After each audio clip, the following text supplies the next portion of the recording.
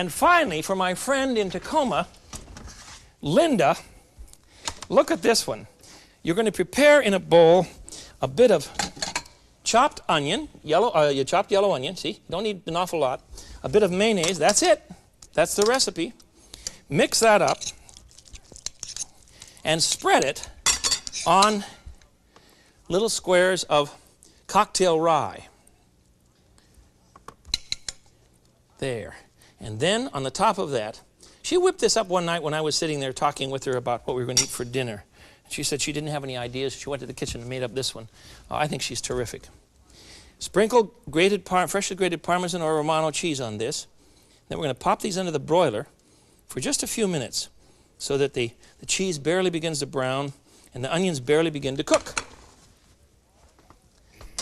Okay, there you are. We're coming down the home stretch. I think the party's going to be ready. Now, let me show you one more thing that I think is kind of fun. A chef in Tacoma years ago taught me this one, and I think he's clever. What I've done was to arrange the clams and piping cheese and the little Pac-Man tomatoes, as the crew calls them, on a mirror.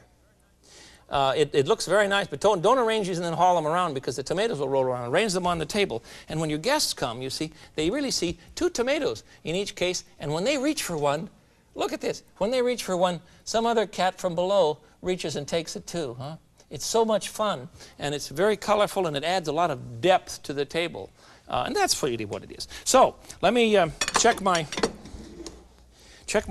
Linda's caraway rye, mayonnaise and onion, sprinkled with Parmesan cheese snack. See how we're doing here. Be a second. We'll have those out in just a minute. Let's look at the rest of things. If you have questions today, and I hope you do, otherwise, if I haven't sufficiently confused you, I haven't done a good job today, right? So if you have questions, why write, and we'll send you a whole book full of recipes. We've made a piping cheese today, and we put it in cherry tomatoes and on a cracker with some smoked clams.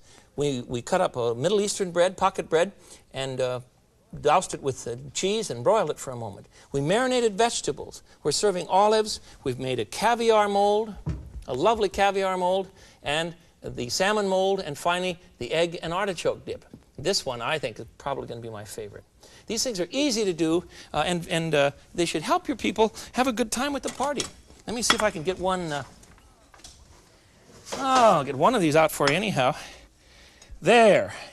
And then at the last minute, you sit down and join them at an hors d'oeuvre buffet with a glass of, well, I don't care what you drink at this point. It's all right because these foods will support anything you want to do, and the alcohol will be cleansing, I'm sure, and probably conducive to a lot of good conversation. Got to have a lot of good nibblies, but don't try and do both. Don't try and have nibblies before a dinner party and then cook yourself to death. It just isn't worth it. So decide, tonight we either nibble or we cook dinner, but don't bother with both. That way you won't kill yourself and you'll keep your guests happy too. Enjoy yourself entertaining. It's very important to all of us. This is the Frugal Gourmet. Until I see you again, I bid you peace. Bye-bye.